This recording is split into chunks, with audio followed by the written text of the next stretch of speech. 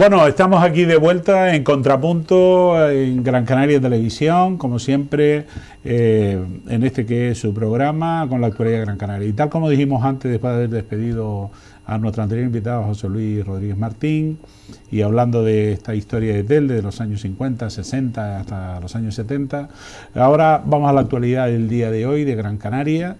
Tenemos por segunda vez, que hay que agradecérselo, a un economista canario de muy buena, no solo prestigio, sino una buena, como dice, cabeza bien amueblada, que es Ancor Dorta. Muy buena, don Ancor. Muchas gracias, muy bien, buenas noches. No, gracias a usted por venir aquí y a ver si nos documentamos, porque nos han llamado, la verdad que después incluso en la página web salieron, cuando pusimos la noticia, tuvimos bastantes comentarios, algunos mensajes, la gente sorprendida, Ancor, mucha gente que no te conocía, sorprendido de lo que dijiste, o de lo que usted dijo, sobre todo de las empresas estas del turismo que están exentas de impuestos, que bueno, que eso lo hablaremos otro día, y hoy vamos a hablar de la actualidad, que es las aguas territoriales de Canarias. Dígame usted, ¿qué cree usted que debemos pedir nosotros o el Estado español respecto de la mediana esta que debemos establecer de las aguas territoriales entre Canarias, Marruecos o la parte del Sáhara? ¿Qué cree usted que debe hacer el Estado español en defensa del interés de Canarias? Si al Estado español le interesara defender Canarias, hacía tiempo que hubiera depositado las coordenadas de la zona económica exclusiva y del mar territorial en las Naciones Unidas. Que básicamente como cuando usted se compra Mira, vamos a tutearnos. Cuando tú te compras un solar, tú lo tienes que llevar al registro, ¿verdad? Y tienes que poner ahí las coordenadas. Sí, sí, la identificación registrada, la descripción de la finca. Exactamente. Pues aquí pasa exactamente lo mismo con el tema de las fronteras marítimas. Y España no lo ha hecho porque no le ha dado la gana. Y no le ha dado la gana porque al dejarnos en un limbo jurídico, igual que dejó al Sáhara en su día en un limbo jurídico, básicamente hace lo que le da la gana, pasándose por la puerta de Alcalá el derecho internacional. Yo sé que hay muchas voces, hay muchas opiniones, pero vamos a intentar aclarar un poquito el tema, ¿no? desde el rigor, ¿no? Un país, un Estado puede trazar las fronteras marítimas y la zona económica exclusiva de los territorios insulares en base a dos opciones. O lo puede trazar como en base a un archipiélago, o lo puede trazar en base a las islas, a ser islas. Las islas a título individual, o sea, título individual. Evidentemente hay diferencias entre una y otra. Por ejemplo, cuando trazamos a nivel de isla, lo que sería la soberanía serían las aguas interiores. Y las aguas interiores, por ejemplo, en Gran Canaria, pues sería si trazásemos una línea desde la punta de la isleta hasta Arucas y otra línea desde la punta de Sardina abajo hasta la aldea. Todo lo que queda ahí dentro serían aguas interiores en los que existe soberanía, ¿vale? A partir de ese perímetro, ¿vale?, se cuentan 12 millas hacia afuera que son también de soberanía, ¿vale? En cambio, cuando no tratamos a las islas por separado, en virtud del artículo 121 de la Convención del Mar, que te dice que las islas a título individual pueden tener aguas territoriales y zona económica exclusiva, si no lo tomamos a través del régimen de archipiélagos, lo que se hacen unas líneas de base recta que delimitan el perímetro del archipiélago, ¿vale? Por ejemplo, uniríamos la punta de Teno con el norte de Lanzarote, uniríamos el sur de Lanzarote con el Hierro, uniríamos el sur de Tenerife. Se hace un polígono, Se hace un polígono. Y todo lo que quede dentro de ese polígono son aguas interiores y por tanto de plena soberanía. Y a partir de ese polígono, 12 millas para afuera, sería el mar territorial, que también es plena soberanía. Es decir, como archipiélago, todas las aguas que están dentro de Canarias serían de nuestra total soberanía. Como islas, por ejemplo, entre Gran Canaria y Tenerife, habría una parte que serían aguas internacionales, porque 12 millas desde Gran Canaria y 12 millas de Tenerife no llegan a unirse, ¿no?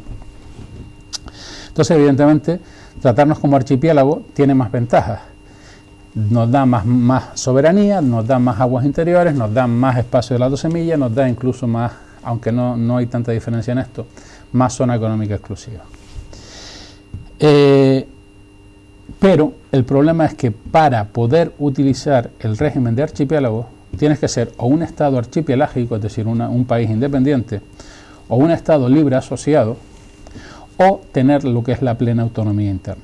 Y la plena autonomía interna no es una autonomía de andar por casa como la que tenemos en Canarias, sino es unos requisitos que da la ONU para declarar que un territorio tiene plena soberanía, y significa que simplemente con su metrópoli comparte seguridad, relaciones diplomáticas y poco más. Que en el resto de materia se autogobierna. Con el tema del procés catalán hemos visto que las autonomías en España son básicamente una mentirijilla. Te aplican el artículo 155 cuando les da la gana. No hay realmente, digamos, una autonomía, aunque lo llamen de autonomía, más bien humo y espejo, o por lo menos no llega a lo que la ONU define como plena autonomía interna.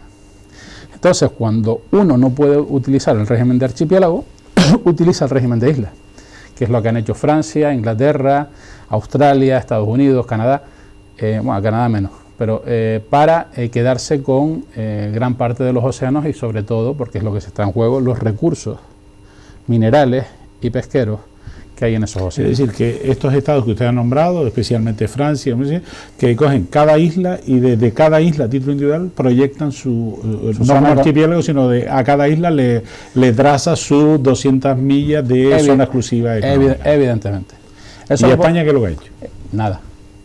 O sea que en Canarias no se ha declarado como isla ni tampoco como archipiélago. No, lo que se ha hecho fue un engaño bobo, digamos un brindis al sol, un humo y espejo para engañar a los canarios, que fue que en el año 2010 se hizo aquella ficción de aguas canarias. Sí, las aguas interiores. Las aguas interiores, cuando incluso te dice que ese texto consolidado no tiene valor jurídico. No tiene valor jurídico porque delimitar las aguas interiores de un archipiélago en base a un polígono solamente puedes hacerlo siguiendo el régimen de archipiélago de la Convemar. Con lo cual es simplemente un brindis al sol, ¿sabes? Un engañabobos que permite sacarse la foto a 4 políticos, pero bueno, parafraseando a alguien que participa aquí en la cadena de ustedes, ¿no? Vaya al carajo, maná simplones, ¿no? Sí, sí. Eso está bien, sí, eso está muy, muy traído por lo del Padre Bay y el Espíritu Guanche que lo ilumina, ¿no? Entonces, Ancor Horta, siendo usted economista y ya veo que usted tiene un buen conocimiento de la Convención del Mar, entonces usted cree que el Estado español en la situación es que nos ha dejado en ese limbo jurídico porque no ha delimitado la zona exclusiva de Canarias, y ahora con esto de Marruecos, ¿qué es lo que pasa? Que Marruecos sí... Déjame explicarte por qué. España ha firmado la Convemar, pero hay en la resolución tercera, en anexo tercero, creo que es de la resolución del acta final de la Convemar, se dice que cuando un país no ha alcanzado, un territorio no ha alcanzado la plena independencia, los recursos del mar de ese país solamente pueden ser explotados en favor de los habitantes de ese país, y que los habitantes de ese país son los que tienen la última palabra para decidir qué es lo que se hace o no se hace en ese territorio, si lo quieren explotar esos minerales, si quieren hacer una reserva marina integral, como han hecho en algunas islas del Pacífico. Claro, si yo no delimito el solar, lo dejo en un limbo jurídico, hago lo que me dé la gana sin contar con los canarios, que es lo que hicieron con las prospecciones de Repsol, que le otorgaron a Repsol prospecciones en contra del parecer del pueblo canario y de la mayoría de las instituciones. Y de la mayoría de las instituciones. Básicamente, digamos, han actuado como piratas que se saltan la legalidad internacional para hacer lo que les da la gana. Aunque nos perjudique. ¿Usted cree que ahora mismo el Estado español, actualmente el gobierno, porque vamos a hablar del Estado, que ahora mismo lo representa el gobierno del Estado, que es Pedro Sánchez, que es el único que tiene la potestad para hacer esta declaración o bueno, como dice usted, de ir a Naciones Unidas y decir, bueno, yo voy a reclamar estas 200 millas de cada una de las islas de Canarias, ¿no? Evidentemente, lo que ha reclamado el Estado español no han sido las 200 millas, sino la ampliación a las 350. Es decir, no ha registrado el solar, pero sí ha registrado la ampliación del solar. Con lo cual es una cuestión bastante endeble, por lo que usted entiende, ¿no? No es bastante endeble. Es decir, lo que hay que entender también es que todos los conflictos que se refieren a la ley del mar no son tanto políticos como jurídicos. Es decir, cuando hay un conflicto entre diferentes países, porque yo he depositado unas coordenadas en la ONU, en el Departamento de Asuntos Oceánicos de la ONU, y mi vecino también las ha depositado, y hay una zona de solapamiento, que es lo que ocurre con Canarias y Marruecos, pues entonces, si no hay acuerdo entre las dos partes, se lleva a la Corte Internacional de Justicia y la Corte Internacional de Justicia decide. Y casos hay muchísimos, está el caso de las Malvinas, ¿cómo se llama bueno, en México también han habido algunos conflictos. Es decir, no es un tema que un país solo unilateralmente pueda dirimir. Entonces, lo que ha aprobado Marruecos, ha aprobado unas leyes internas que todavía no ha depositado unas coordenadas, porque las leyes, según tengo entendido, no están definidas las coordenadas, sino los conceptos generales. No las ha definido no las ha depositado en la ONU. Cuando Marruecos deposite esas coordenadas en la ONU y España deposite las coordenadas en la ONU, se verá que hay un conflicto. Eso va al Comité de Conflictos del Tribunal del Mar, y si no hay acuerdo entre las partes, pues un juez delimitará cuáles son las fronteras de cada uno. Evidentemente, el Monte Tropic, que es una de las cosas que están, el mayor yacimiento del mundo de telurio, pero no el único, está dentro de esa zona de solapamiento entre Marruecos y Canarias. Y no es un tema ni siquiera político, en el sentido de que serán los geógrafos de la Comisión de la Comisión de Asuntos Oceánicos de la ONU los que determinen si ese monte pertenece a las Islas Canarias por ser prolongación de la cordillera de islas, o pertenecen a Marruecos por ser ampliación de su plataforma continental. Es un tema técnico. Y o sea, que lo que se está haciendo... ¿Usted cree que puede haber algún acuerdo ahí de que se acuerde entre Marruecos y España una explotación conjunta de ese? Sí, evidentemente. Que habrá un acuerdo de decir, bueno, lo repartimos. Claro, puede haber un acuerdo igual que la mediana entre Marruecos y Canarias en la zona de Tarfaya y enfrente de Lanzarote y Fuerteventura, donde hay posibles yacimientos petrolíferos. El problema es que históricamente, siempre que ha habido un acuerdo entre Marruecos y España, en la que pierde es Canarias. Y yo no le recrimino a Marruecos que defienda sus intereses, le recrimino a España que nos use como moneda de cambio para obtener partidas y beneficios en otras áreas. Bueno, yo creo que más o menos ha quedado claro lo que ha dicho Ancordorta, que que el Estado español, pues como siempre, parece que genera un limbo jurídico donde hay intereses ahí económicos de la zona exclusiva que se hacen al margen de las instituciones y desde luego del pueblo canario. Y del derecho internacional. Y del derecho internacional, con lo cual va a haber un perjuicio. Veremos quiénes son los que ganan, si serán las multinacionales que están en el lado de Marruecos. Y Ancordorta. Las multinacionales están en el lado de España también. ¿Y qué piensa usted del conflicto este? Porque mañana o el pasado mañana en el Cabildo de Gran Canaria, en muchos ayuntamientos, hay partidos políticos, especialmente Nueva Canaria, que tiene mucha vinculación con el movimiento saharaui, con el Frente Polisario. Van a llevar unas mociones criticando esta declaración de Marruecos, criticando la pasividad del Estado español, pero posicionándose a favor del Sáhara. Bueno, yo lo primero que tengo que decir es que yo le agradezco a Marruecos que haya hecho esto. ¿Por qué? Porque pone sobre la mesa un conflicto latente y digamos que saca a la luz las contradicciones del gobierno español con Canarias en este tema. Lo que está haciendo ahora mismo Nueva Canarias ya lo hizo la Plataforma por el Mar Canario hace décadas. Se firmaron acuerdos con los ayuntamientos y los cabildos y se mandó al Parlamento de Canarias y no hicieron absolutamente nada. Bien. Ahora parece que en Nueva Canarias se está tratando de sacar rédito político a lo que básicamente es humo, porque hasta que no se deposite en la ONU es humo. Yo puedo decir lo que me dé la gana, igual que España dijo que las aguas canarias son el interior del perímetro, sí, pero como eso no está de acuerdo a la legalidad internacional, pues es un brindis al sol. Y lo que ha hecho Marruecos es 3/4 de lo mismo.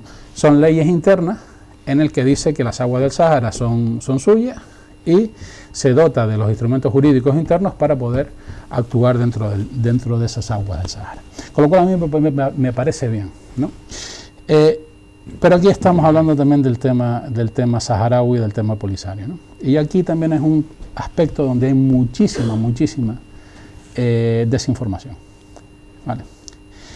Lo primero que tenemos que entender es que el Sáhara nunca existió como tal hasta que en el siglo XIX se le dio a España en base a los derechos históricos de los pescadores canarios en el Banco Pesquero Canario Sahariano.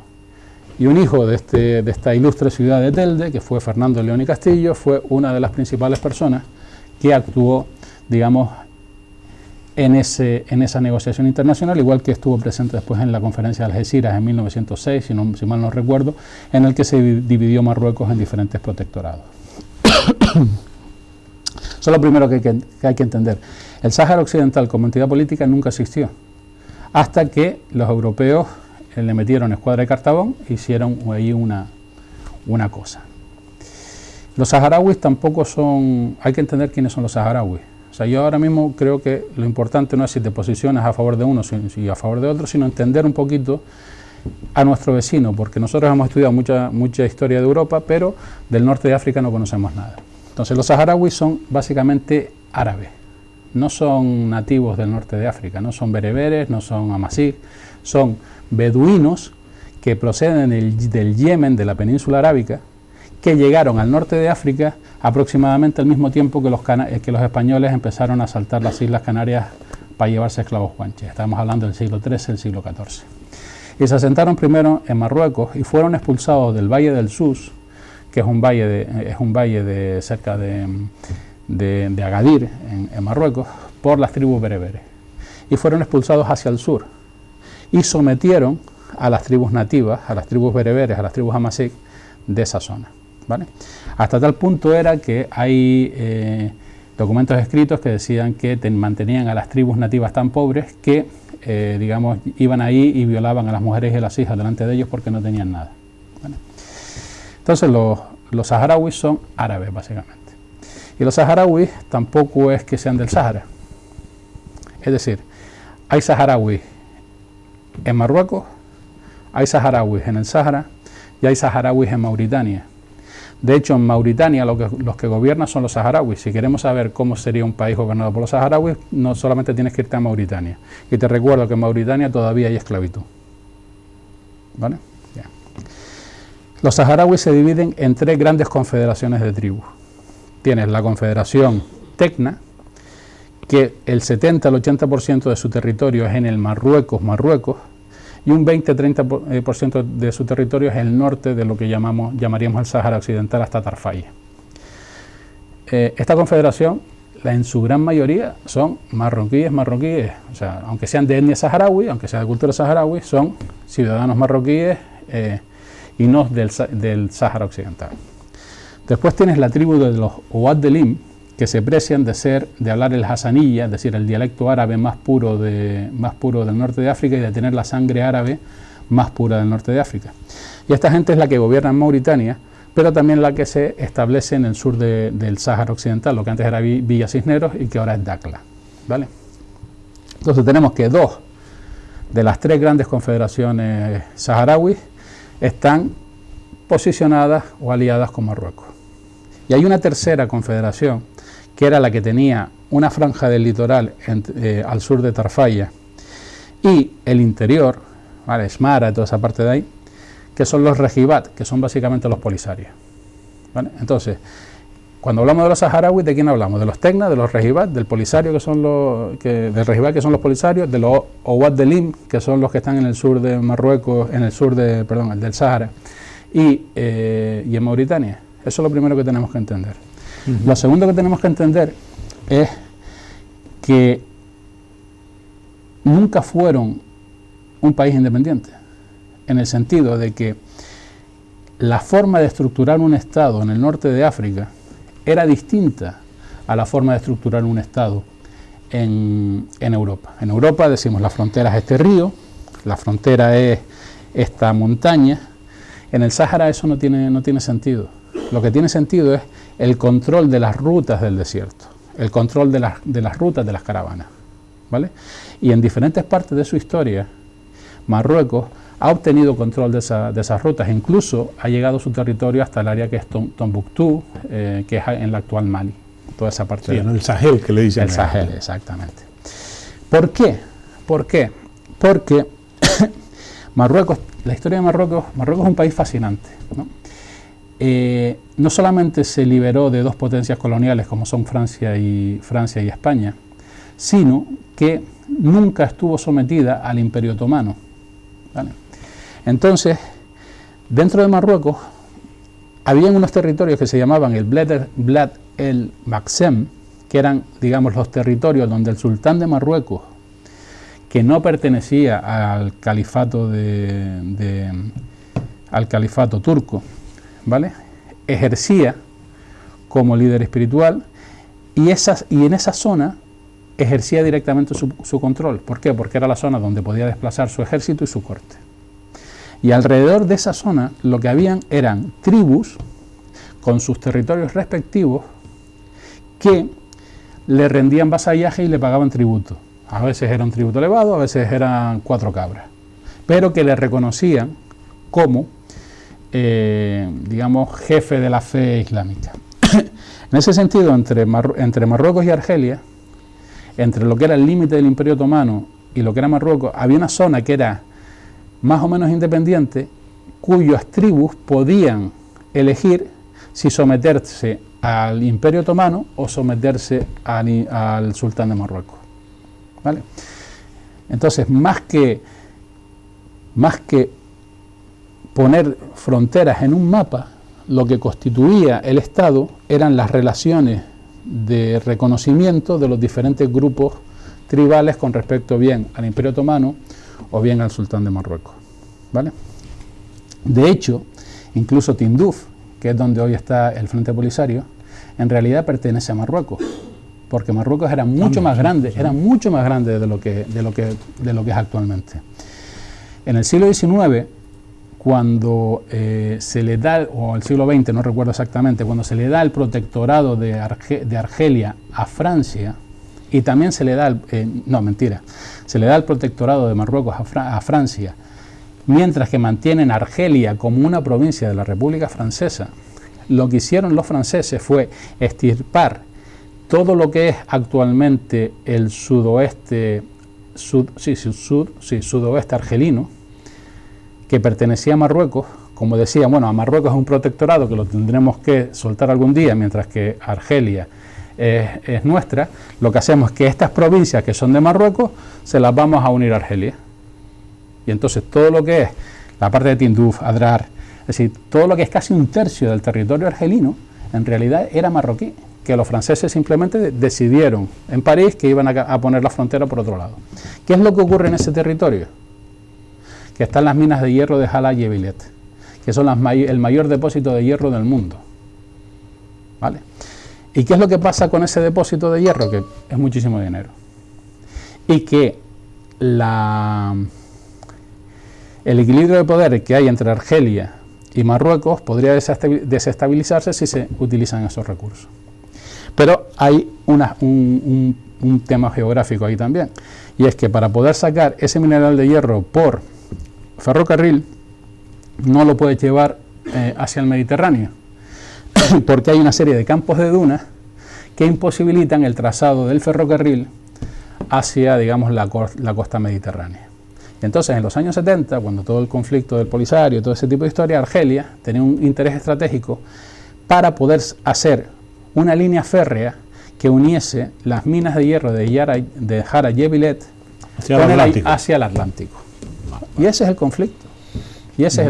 Entonces, se dicen muchas cosas, hay mucha propaganda. Yo por lo menos me he quedado sorprendido porque desconocía esta distribución de esas 3 partes étnicas de los saharauis y mucho menos de Marruecos, ¿no? Claro, sí, de todas formas, yo sí sabía que de Marruecos decían que el rey de Marruecos era efectivamente la sangre, que ellos son los únicos que se dice que son descendientes directos de Mahoma o de, o de los Omeyas, ¿no? Dentro del Islam hay una cosa que hay determinadas ramas religiosas que dicen que solamente puede ser sultán o rey o tener o príncipe si eres descendiente directo de Marruecos. Entonces eso hizo que igual que aquí en España, en la Edad Media, la genealogía se manipulasen tremendamente. Pero de hecho Marruecos nunca aceptó eso. De hecho, Marruecos perteneció al califato de Damasco, al primer califato, pero la gran revuelta bereber del año 745-48, por ahí está, ¿vale?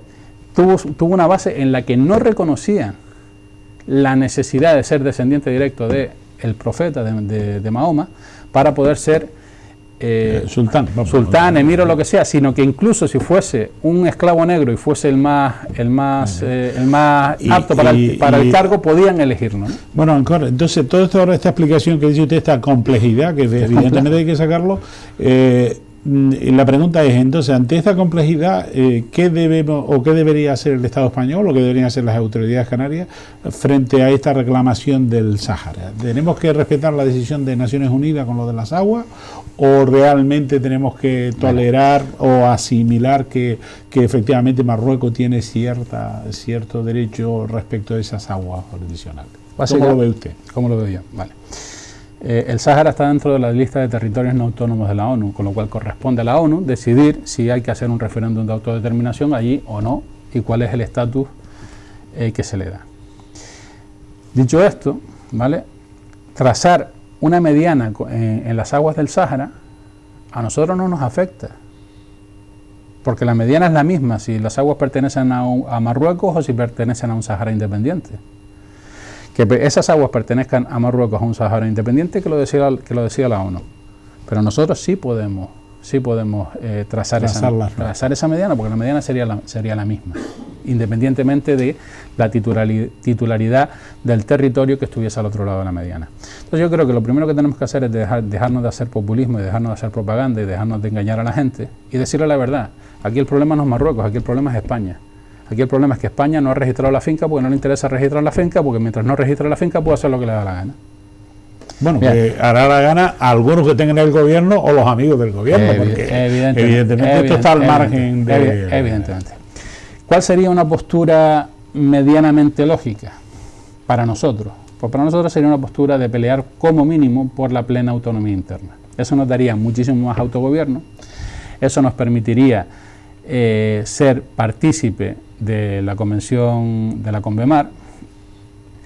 Hay un problema y es que requeriría unas transferencias de competencias a Canarias mucho mayores que la que permite la actual Constitución del 78, ¿vale?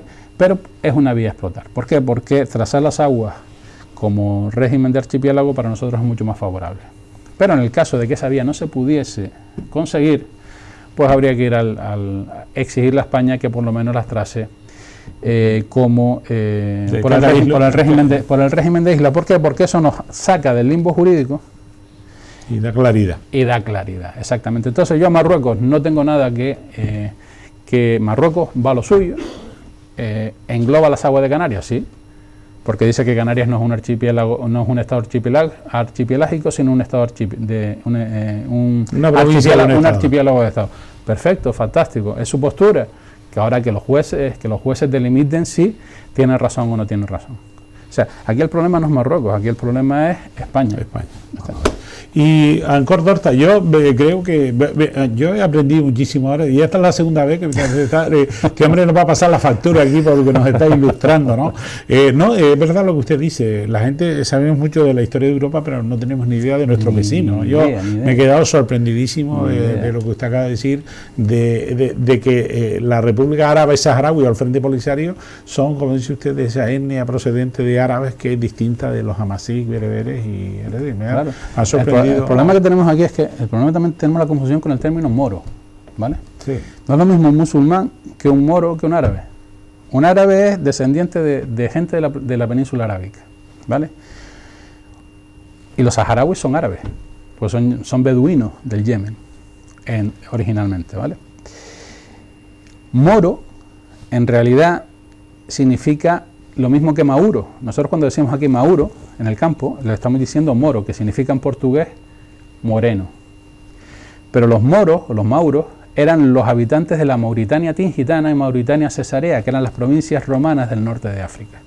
Eran las tribus bereberes, las tribus hamasí originarias de ese espacio geográfico. ¿Qué es lo que ocurrió? Lo que ocurrió después fue la conquista musulmana del norte de África, que los árabes en Marruecos se establecieron no en el interior, en las montañas, que siguen siendo territorios bereberes, sino en la costa, y que los saharauis se establecieron también, que son también árabes, beduinos, se establecieron también, digamos, en la costa. Entonces, entre nosotros y lo que son culturalmente nuestros primos más cercanos, que son los amasí, que son los bereberes, que son los tuareg, ¿vale? Hay una franja árabe que nos separa, ¿vale? Entonces, cuando nosotros estamos llamando a un árabe, a un saharaui moro, no es un moro, es un árabe. Cuando estamos llamando, puedes llamar a un tuareg moro, puedes llamar a un amasí del Rif o a un amasí de las montañas del Atlas moro, porque lo es, porque es un habitante de la antigua Mauritania cesarea o Mauritania tingitana, ¿no? Pero hay un poquito de confusión en ese tema. De hecho, quien no es lo o sea, un musulmán puede ser un indonesio, bueno, ahora, puede ser lo que sea, es simplemente o tú o yo, alguien que profesa el Islam. Ahora con el Código Penal en la mano ya no podemos ni decir moro, porque se puede decir que es un término peyorativo, igual que los gitanos, xenófobo, ¿no? Ahora está lo de decir magrebí, que realmente es verdad, porque son del Magreb todos, pero efectivamente, y musulmán, porque el musulmán es el que practica la religión islámica. Exacto, ¿no? puede ser chino, puede ser de cualquier, tiene nada que ver que exactamente. Bueno, Ancar Horta, yo creo que ha quedado explicado muy exhaustiva y detalladamente. Usted ha quedado claro que, en su opinión, como dice, el problema es que el Estado español tiene que posicionarse, y la pregunta que yo le quiero hacer ya para ir terminando es, ¿qué debería hacer el Cabildo de Gran Canaria o el Ayuntamiento de Las Palmas o el Gobierno de Canarias?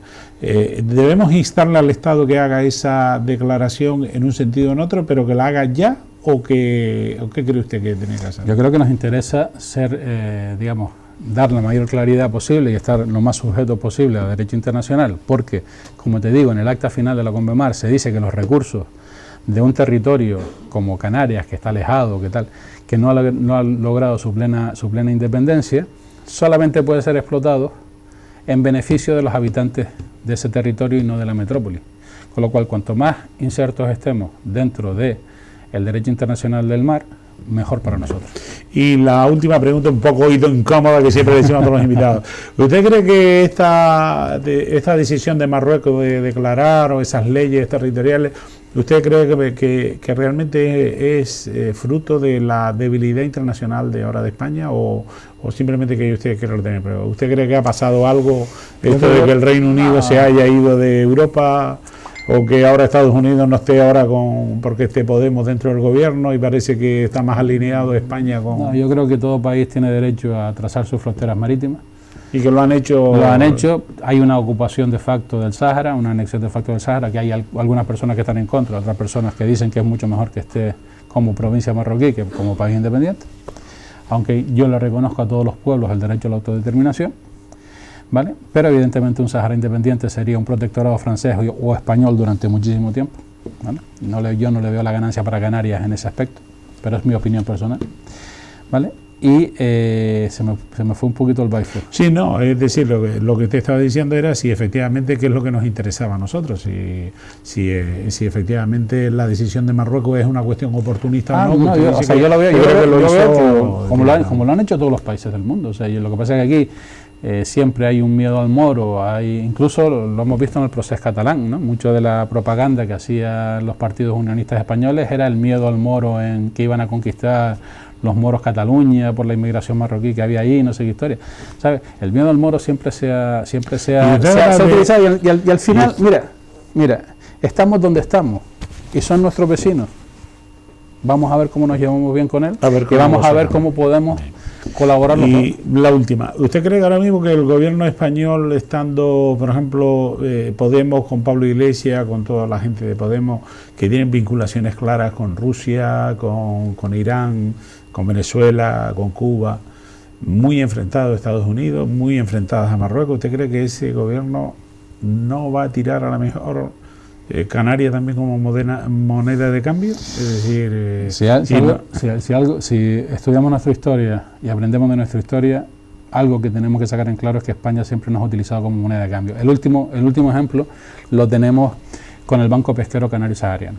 El rey Hassan II de Marruecos estaba dispuesto a reconocer los derechos de usos y costumbres, que es un derecho, es una rama del derecho también, son unos derechos adquiridos por los usos y costumbres durante siglos de la flota artesanal pesquera canaria en las aguas del Sáhara, es decir, que nosotros podíamos seguir pescando ahí, y fue Adolfo Suárez el que dijo que no. En el año 2001-2003, siendo Román Rodríguez presidente de Canarias, también hubo un viaje a Marruecos en el que el ministro de Pesca marroquí estaba dispuesto a ratificar que Marruecos respetaba los derechos de uso y costumbre de los pescadores canarios, de nuestros costeros, ¿no? De nuestros costeros, en el banco, o sea, en el banco pesquero canario sahariano. España nos sacrificó toda nuestra flota pesquera, la flota andaluza, para la flota sacar, vasca y exacto, la flota y aquí gallega. viene a pescar los japoneses quien le dé la gana, para sacar, digamos, beneficios y réditos políticos, por otro lado, entre otros, para participar en la explotación de los fosfatos de la mina de Fosbucrá, que eran llevados, entre otras cosas, aparte de la participación que tenían empresas españolas y España en esas minas, eran transportados internacionalmente por bancos de la banca March. Perfecto. Bueno, señores, muchas gracias, Ancor d'Horta.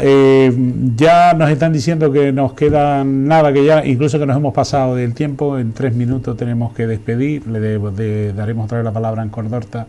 Señores, decirles a ustedes que el tema ha sido muy interesante, no lo quiero resumir, pero ha quedado muy claro esta complejidad, pero también una cuestión muy clara. España, el Estado español, el gobierno español, tiene que dejar este limbo jurídico y que no utilice a Canarias como una moneda de cambio para otros negocios al margen de las instituciones, y por tanto que clarifique, igual que ha hecho en Marruecos, que se declare la mediana y que se declare las áreas, y tal como ha dicho Ancor d'Horta, España intenta registrar el solar, dicen la ampliación del solar, pero no ha registrado las 200 millas, y además con esto de las aguas interiores como archipiélago, cuando no se tienen las condiciones,